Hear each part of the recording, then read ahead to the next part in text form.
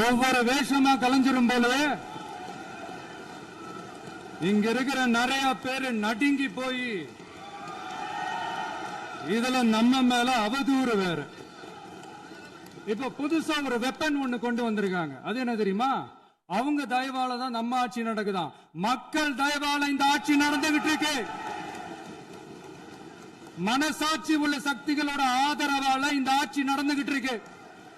நாங்க தான் அனுப்பி வச்சோம் அப்படின்றாங்களே.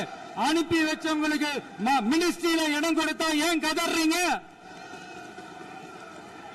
ஏன் இவ்வளவு கோபம்? ஏன் இவ்வளவு கதறல்?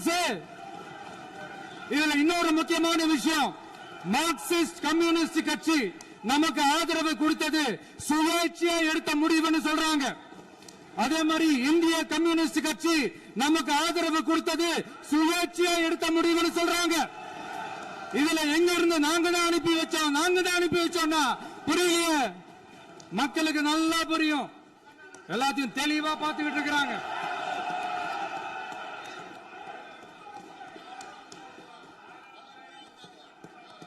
முதலமைச்சர் கண்டிப்பாக முதலமைச்சர்